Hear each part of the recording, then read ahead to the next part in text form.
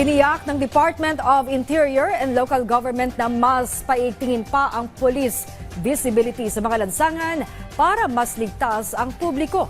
Yan ang ulat ni Ryan Lesiges.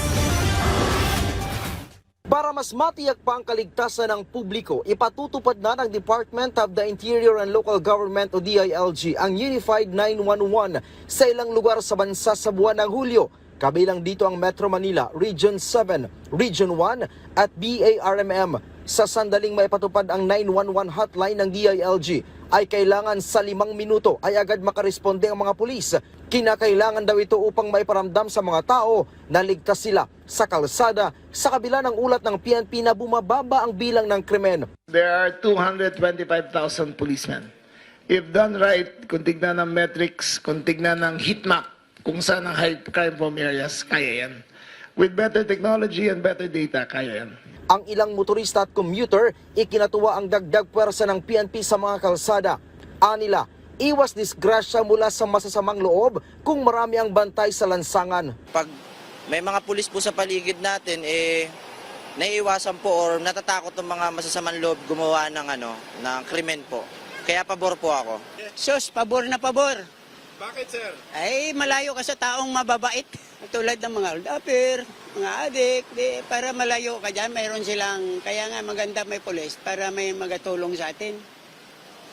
Hindi yung wala, ay pangit. Sino ang lapitan mo? Alang lalapit ka dyan siya nagtitinda sa sidewalk, hindi sa pulis. Kumpiyansa si DILG Secretary John Vic Rimulya na sa ganitong pinalakas na presensya ng PNP ay mawawala ang takot ng publiko mula sa banta ng mga kriminal. Ang importante dito, as it goes on, ay makikita natin ang effect downstream sa mga tao. Remember, we cannot measure this in one day. We cannot measure this in 1 month. It will take maybe 3 months bago yung mararamdaman natin kung ang tao talaga ay nararamdaman nila na mas matiwasay na sa kanilang lugar. Umaasa ang kalihim na sa loob lang ng 3 buwan ay mararamdaman na nila ang epekto ng mga bagong hakbang na ipinatutupad ng PNP. Kabilang dito ang pagpapatupad ng mas maigting at mas malakas na visibility na presensya ng mga pulis sa kalsada, maging ang implementasyon ng Unified 911 system. Ang problema kasi, baka akala nyo, one-time Ningas Kugon Flash in the Pan program lang to. It is a continuing program. So araw-araw ang monitoring nito, monthly ang reporting nito, at ipapresent namin sa inyo. And hopefully, the people will feel na mas safe na ang mga kalye nila.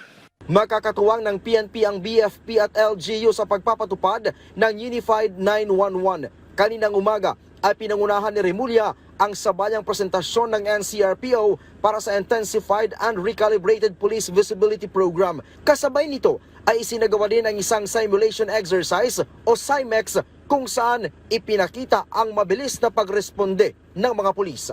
Mula dito sa Campo Crame, Ryan Lesiges para sa Pambansang TV sa Bagong Pilipinas.